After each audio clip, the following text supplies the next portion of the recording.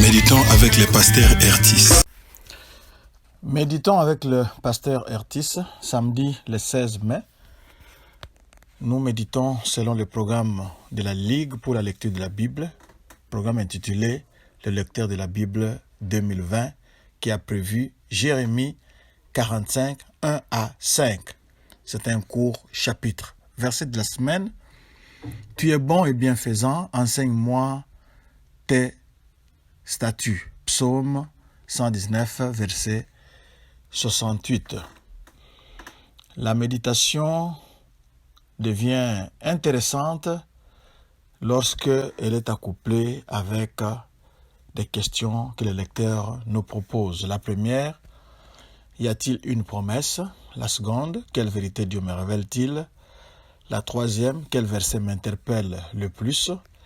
La dernière, pour ma prière, y a-t-il quelque chose que Dieu me montre, dont j'ai à me repentir, auquel croire et obéir, pour lesquels le remercier et le louer, et pour lesquels lui formuler ma demande.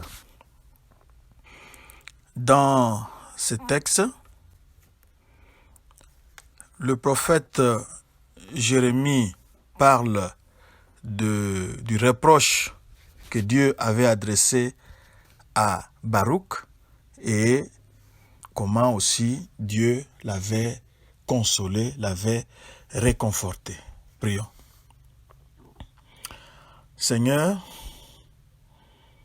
toi qui es le Dieu tout-puissant, toi qui es le Dieu vivant, toi qui es le Dieu incomparable, nous bénissons ton saint nom.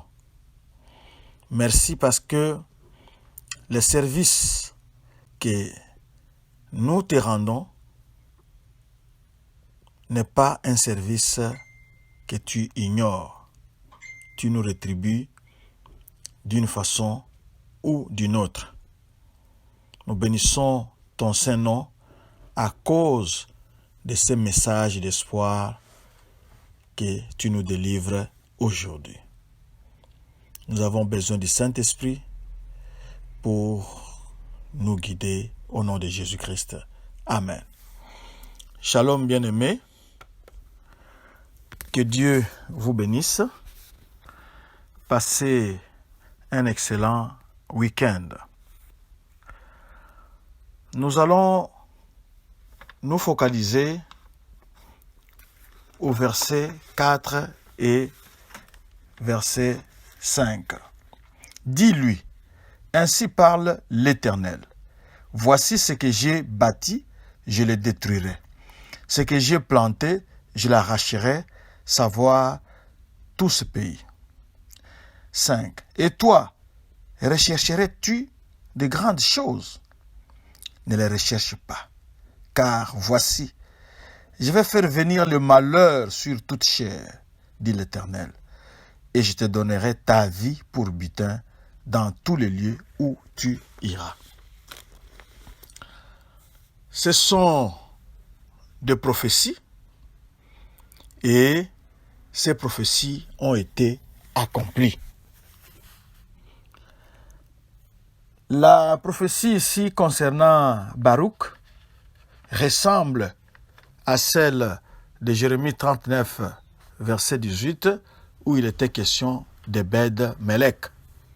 C'est pour dire que ceux qui servent Dieu fidèlement, ceux qui rendent service aux serviteurs de Dieu, ces services ne sont pas jetés dans les oubliettes. Quelle que soit la chose que vous aurez faite pour Dieu, la chose n'est pas perdue. Dieu ne doit rien à personne, il rétribue d'une façon ou d'une autre. Ici, les gens devaient perdre la vie parce que Jérusalem sera assiégée et détruite ou détruite, mais quelques personnes auront la vie sauve, telles que Ebed-Melech pour avoir pris soin de Jérémie et ici Baruch pour avoir écrit la parole de Dieu sous la dictée du prophète Jérémie, et surtout parce que Jérémie était incapable, il était prisonnier, il était incapable de lire cela lui-même au peuple, et c'est Baruch qui avait pris cette place-là, qui avait lu la parole pour que les destinataires, le peuple d'Israël, puissent écouter cette prophétie de Dieu. Baruch, nous avons dit, c'était un scribe, un secrétaire. Les scribes, c'était des personnes qui étaient éduquées et qui gagnaient leur vie en écrivant des lettres ou des papiers très importants. Baruch avait été pendant longtemps un fidèle serviteur de Dieu, surtout qu'il servait le prophète Jérémie. Nous savons que c'était un prophète très impopulaire, mais celui que le prophète avait utilisé pour écrire les textes que nous sommes en train de lire, c'est le scribe Baruch. Dans le livre de Jérémie, il n'y a que des jugements et des jugements.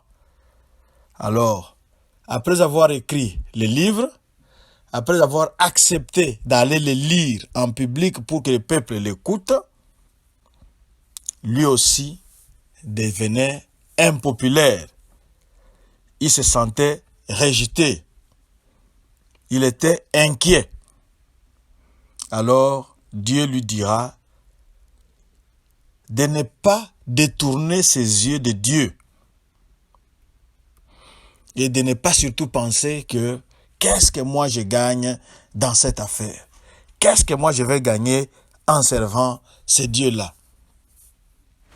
Mais Baruch devait savoir que Dieu le protecterait. C'est ce qui est plus important. Quand il y a la vie, il y a l'espoir, dit-on. Parce que Jérusalem sera détruite. Sera détruite parce que le peuple va mourir, mais il y a quelques personnes à qui Dieu promet la vie sauve.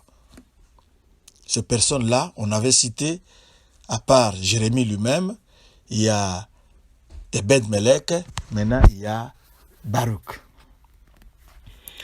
Très souvent, il est facile de perdre la joie de servir Dieu quand nous détournons nos yeux, nous détournons notre attention de lui. Au lieu de nous focaliser sur Dieu, au lieu de regarder à Dieu, quand nous détournons, ne serait-ce qu'une seconde le regard, c'est l'ennemi qui en profite pour nous envahir avec des pensées de tristesse. Nous devons toujours garder nos yeux sur lui. Comme nous le servons, nous ne devons pas nous laisser distraire. Si nous avons été distraits, c'est le moment de demander pardon à Dieu et de remettre les caps sur Dieu, de remettre nos yeux sur ce Dieu-là bon, sur ce Dieu tout-puissant qui commande tout l'univers, parce que c'est un privilège. Regardez simplement les fonctionnaires, les gens qui sont au service des grands. Regardez le prestige qui les entoure. Il est simple domestique au palais du président de la République. Il est simple huissier au cabinet du gouverneur. Il est simple agent du protocole au cabinet d'un ministre. Voyez un peu le prestige qui entoure ces gens-là.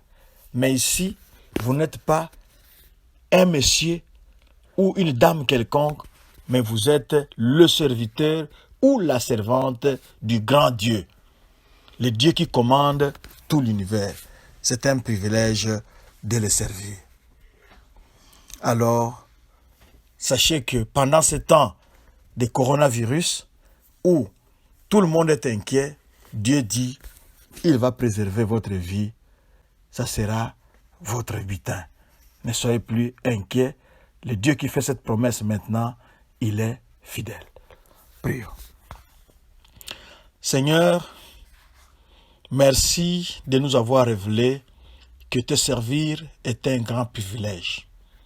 Nous ne l'avons même pas mérité. Cet univers est vaste. Tu pouvais prendre les anges pour les envoyer. Tu pouvais prendre les gens qui nous dépassent en taille, en beauté, en bonté, en sainteté pour te servir. Des gens riches.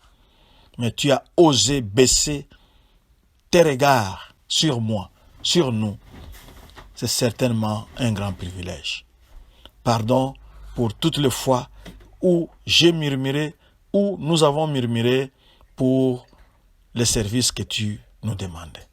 Merci de nous pardonner et de nous laver avec le sang de Jésus. Sois béni, toi le Dieu incomparable, toi le Dieu fidèle, au nom de Jésus-Christ. Amen. Bon week-end, que Dieu vous bénisse. Notre adresse www.église.doxadeo.com. Retrouvez-nous aussi sur notre page Facebook Doxadeo Lushi ou bien allez à Twitter ou à notre chaîne YouTube Doxadeo Lubumbashi. Ciao.